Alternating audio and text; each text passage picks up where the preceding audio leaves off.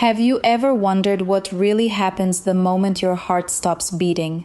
What if someone raised in one of the world's most powerful Muslim royal families crossed the line between life and death and returned with a testimony so profound that it forever shattered everything she thought she knew about life, purpose, and eternity?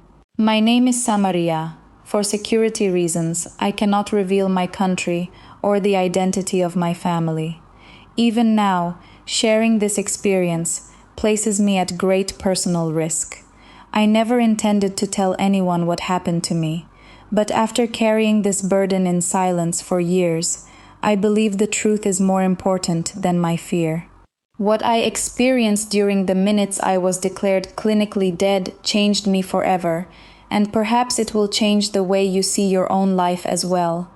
I was born into privilege that most people could never imagine.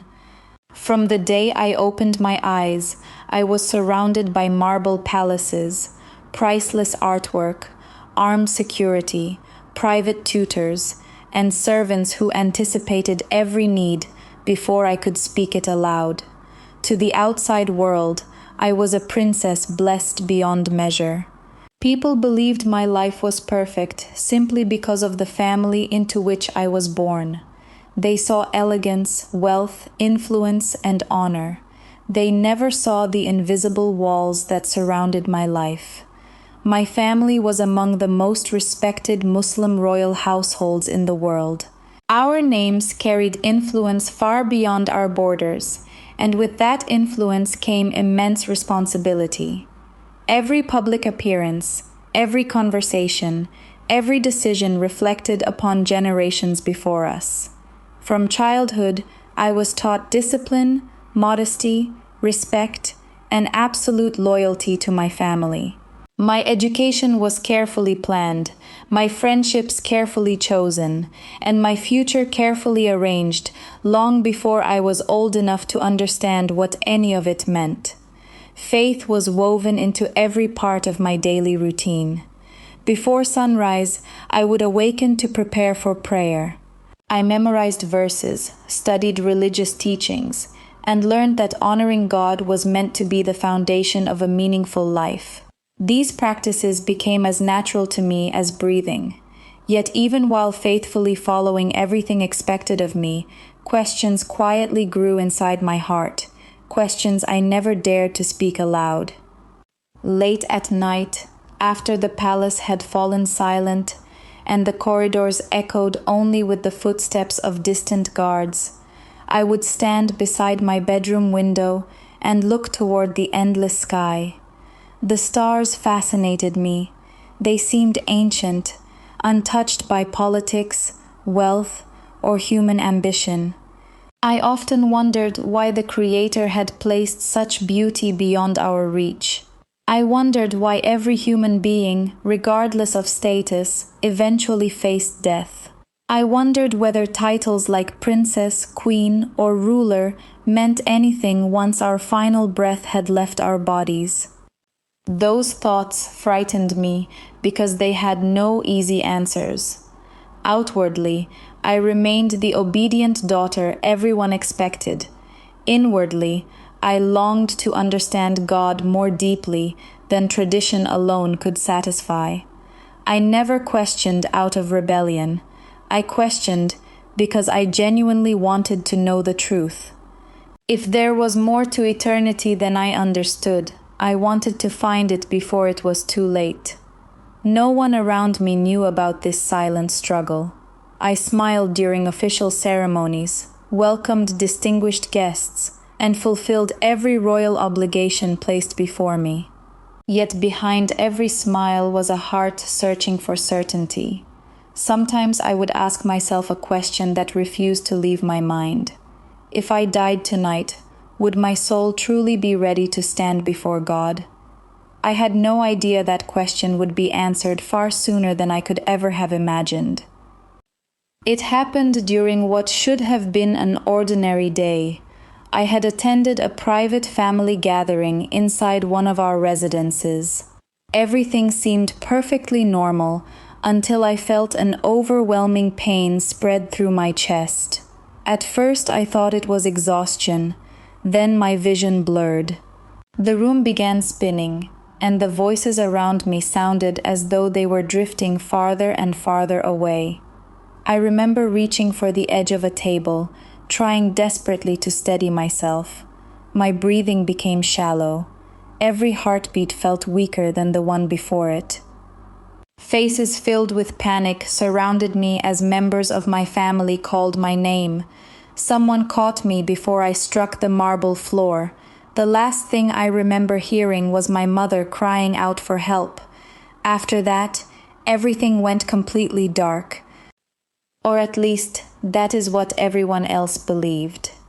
The palace medical team fought to save my life before I was rushed under heavy security to a specialized hospital. Doctors worked frantically for what they later told me were several desperate minutes. My heart had stopped. Despite every effort, there came a moment when the lead physician looked at the clock and quietly pronounced me clinically dead. But while my body lay motionless beneath the bright hospital lights, my journey had only just begun. I expected nothingness.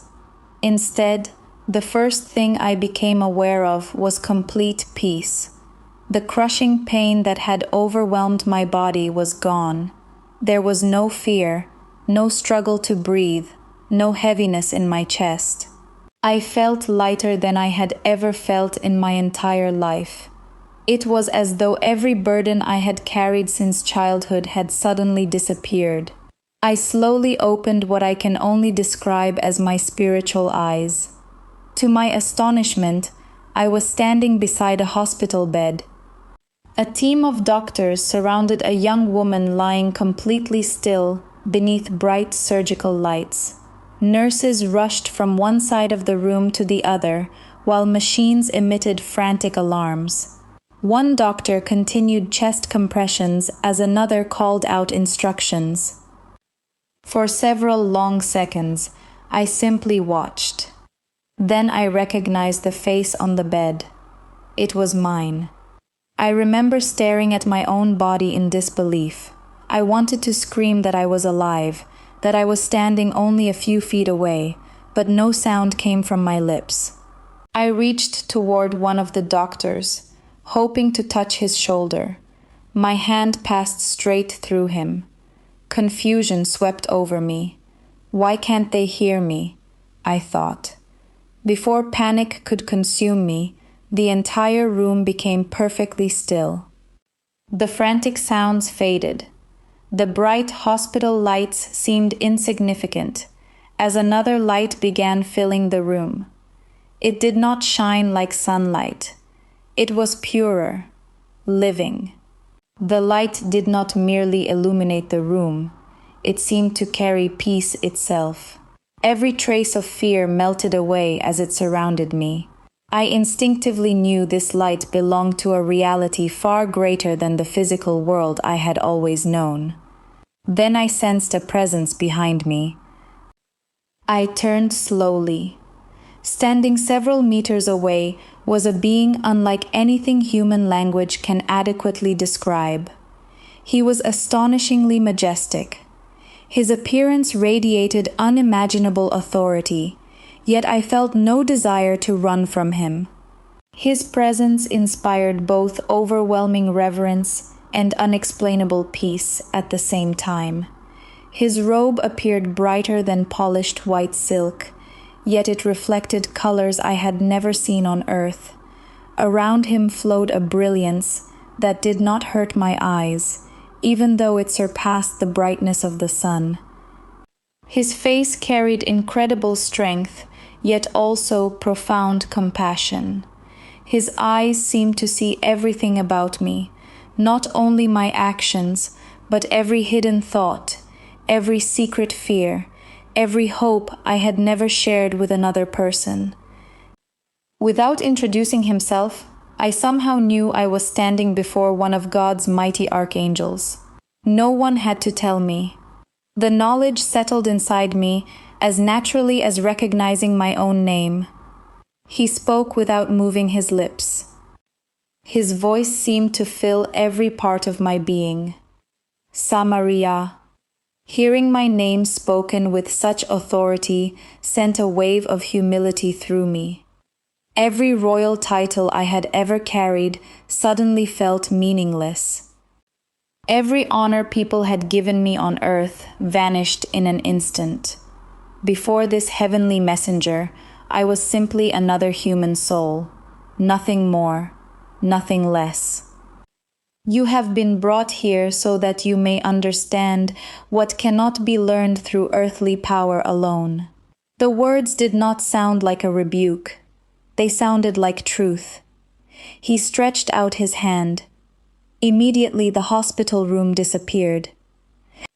The world around us transformed into a realm so vast that I could not see where it began or ended. It was filled with a living light unlike anything I had ever imagined. There was no sun overhead, yet everything was perfectly illuminated. It felt more real than earth itself. As we moved through this place, I became aware of countless souls. Some radiated incredible peace. Others appeared burdened by deep sorrow. None wore crowns. None carried titles. There were no palaces, no armies, no wealth, only souls. For the first time, I understood something that shook me to my core. Every human being eventually arrives before God with exactly the same possession, their soul. Nothing else survives the journey. Not influence, not family reputation, not political power, not royal blood. The Archangel looked at me and said, "The earth measures people by status. Heaven sees only the condition of the heart." Those words pierced me more deeply than any sword ever could. Without warning, scenes from my life began appearing around us. They were not distant memories. I was living them again. I saw myself as a little girl sharing my meal with the daughter of one of our palace workers after noticing she had gone hungry. I had completely forgotten that moment. The Archangel said gently, "No act of genuine compassion is ever forgotten before God." The scene disappeared. Another appeared. I watched myself smiling politely during a charitable event while secretly wishing the cameras would capture my generosity. Outwardly, I had appeared humble, but now I could see my own hidden pride. The desire for recognition had poisoned what might have been a beautiful act of kindness. Shame flooded my heart. Another memory unfolded. I saw servants who had quietly sacrificed their own comfort to make my life easier. Some I had thanked. Others I had barely acknowledged. I watched opportunities to encourage people that I had ignored simply because I was distracted by my own responsibilities. I saw moments when a simple word of kindness could have changed someone's entire day. Instead, I had remained silent. Tears streamed down my face. Not because someone was accusing me, because for the first time, I saw myself exactly as I truly was. There was nowhere to hide, no title to protect me, no reputation to defend, only truth. The Archangel's voice broke the silence. God sees not only what you do, but why you do it. Nothing done in love is overlooked. Nothing hidden in the heart remains unseen. At that moment, I realized that my life had never been measured by the luxury surrounding me. It had always been measured by the condition of my heart. And I sensed that what the Archangel was about to show me next would change everything I believed about eternity. The Archangel looked at me with eyes that seemed to hold both infinite compassion and perfect justice. Then he said, "What you have seen is only the beginning. As those words echoed around me, the radiant landscape changed once again. It was as though a veil had been lifted from my eyes. Suddenly, I was able to see realities that had always existed but remained hidden from every human being living on Earth. I saw countless lives unfolding all at once, not as separate stories, but as threads woven into one magnificent tapestry. Every decision made by every person touched someone else. Every word spoken carried a consequence. Every act of love reached farther than the one who offered it could ever imagine. And every act of cruelty left wounds that often continued long after the moment had passed. I watched a young man pause to help an elderly stranger cross a crowded street. It seemed like such an ordinary act that no one around him even noticed. Yet in the spiritual realm, it shone like a brilliant light. The elderly man, encouraged by that simple kindness, later comforted a grieving neighbor. That neighbor found hope instead of despair and reconciled with his estranged daughter years later. One small act of compassion had quietly transformed generations. Then I saw the opposite. A father spoke harsh words to his frightened son during a single moment of anger. The child carried those words for decades. He grew into a man who struggled to trust others because he never believed he was worthy of love. His own children inherited fears he never intended to pass down. I stood speechless. I had never imagined that ordinary moments could carry eternal significance. The Archangel spoke softly. Every choice plants a seed. Every seed produces fruit. As we continued, I witnessed breathtaking scenes that no earthly language can fully describe. I saw people whose lives had been marked by genuine humility. They were not famous. History books would never mention their names. Some had cleaned hospitals. Some had worked in fields. Some had raised children with patience and sacrifice. Others had quietly cared for the sick without expecting recognition. On earth they seemed ordinary, but in this heavenly reality, they radiated extraordinary beauty. Their lives reflected a light that no earthly wealth could ever purchase. Then I saw rulers, celebrities, scholars, and people admired by millions. Some shone with the same beautiful light because they had walked humbly before God despite their influence. Others appeared surrounded only by the fading shadow of their own pride. It was then that I fully understood. Heaven does not reward applause. Heaven sees the heart. The Archangel turned toward me. Titles belong to the earth. The soul belongs to God. Those words settled deep within me. Every royal ceremony I had attended, every expensive garment I had worn, every honor people had given my family, none of it carried the value I had once imagined. Only what had been done with sincere love endured. Then another vision unfolded before me. I saw people burdened by bitterness. Chains unlike anything made of iron, wrapped tightly around their hearts. At first I thought someone else had placed those chains upon them, but then I realized they had forged them themselves through years of refusing to forgive. The Archangel looked at me. Unforgiveness imprisons the one who carries it. Almost immediately, I saw another group of people. Some had suffered terrible injustice. Some had been betrayed by those they trusted most. Yet they chose forgiveness. As they released those who had wronged them, the chains fell away. Their souls became lighter. Their faces reflected a peace unlike anything I had ever witnessed. I could not stop crying. I realized how many wounds people carried in silence while believing revenge or resentment would heal them. Instead, forgiveness had opened a door to freedom. The journey continued. The Archangel then showed me something that humbled me more than anything else.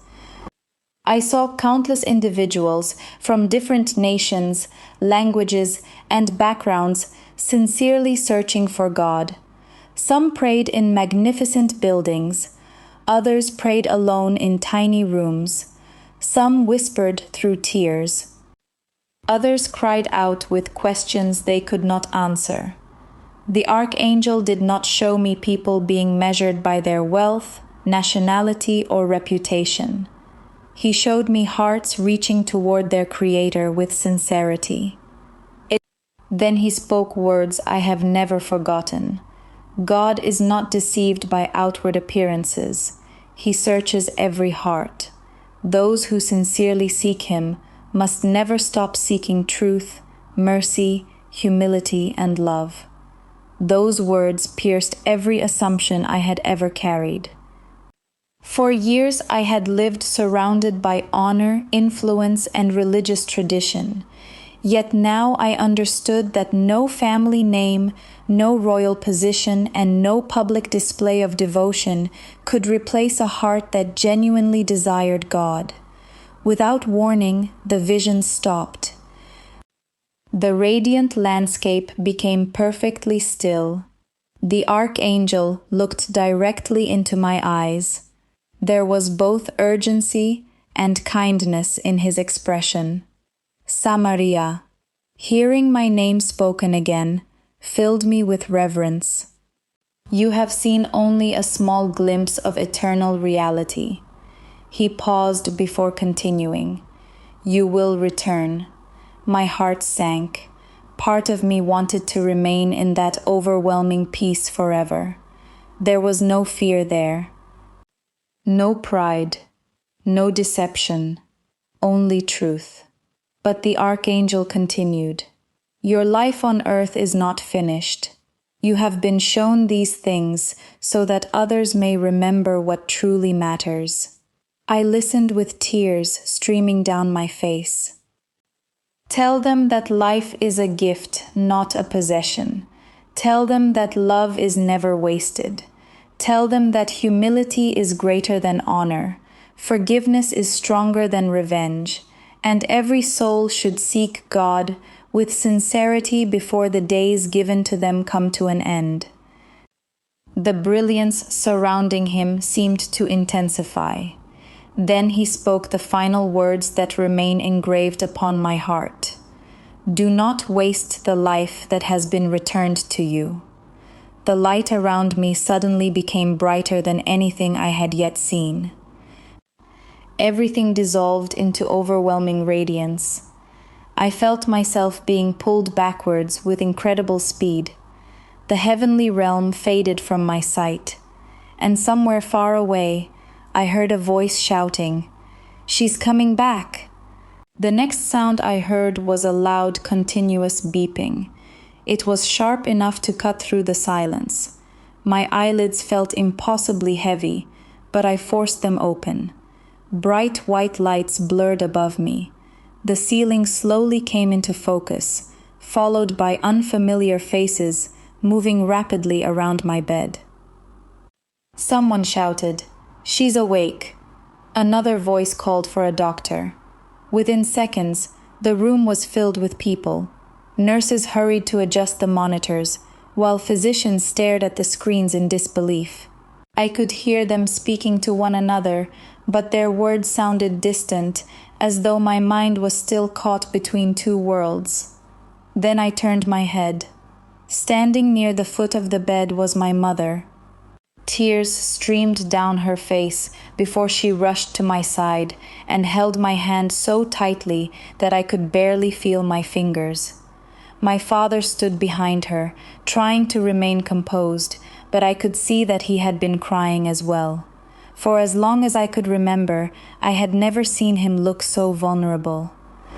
No one understood why I was alive. The doctors explained that my heart had stopped, and that every effort to revive me had seemed hopeless. They had reached the point where they believed there was nothing more they could do. Then, without warning, my heart began beating again. Several members of the medical team described it as extraordinary. Some simply called it a miracle. As they celebrated what they believed was an impossible recovery, I remained silent. How could I possibly explain where I had been? How could I describe a realm beyond human language? How could I tell them that while they were fighting to save my body, I had been standing outside it, speaking with an archangel, watching my entire life unfold before me? For weeks, I told no one. Even after leaving the hospital, I smiled politely whenever people congratulated me on my recovery. They believed I had survived a medical emergency. Only I knew that I had returned carrying a message I never asked to receive. The greatest struggle was not remembering what I had seen. It was deciding whether I should speak about it. Because of my family's position, every word I spoke carried consequences. My identity had to remain protected, not only for my own safety, but for the safety of those I love. There were moments when I considered remaining silent forever. But every time I closed my eyes, I remembered the Archangel's final words. Do not waste the life that has been returned to you. Those words became impossible to ignore. Little by little, my priorities began to change. The things that once seemed so important no longer held the same power over me. Luxury became less impressive. Recognition became less valuable.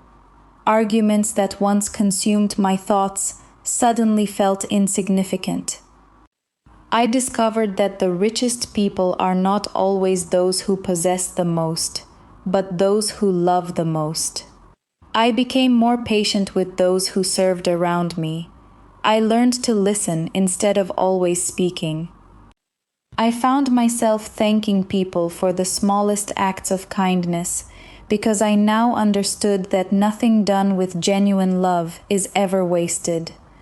Most importantly, I began seeking God with a sincerity I had never known before, not because of fear, not because of expectation, but because I had caught a glimpse of a reality greater than this world, and I never wanted to lose sight of it again. If there is one lesson my experience taught me, it is this: life is far more fragile than we believe. None of us knows when our final breath will come. The titles we fight for, the wealth we accumulate, the applause we chase, and the reputation we spend years protecting will all remain behind one day. What continues beyond this life is the condition of our hearts. The love we gave, the mercy we showed, the forgiveness we chose, the compassion we extended to people who could offer us nothing in return. Those are treasures that death cannot erase. I cannot force anyone to believe my testimony. You may choose to accept it, question it, or dismiss it completely. That decision belongs to you. But I ask you to consider one question that has never left my own heart since the day I returned.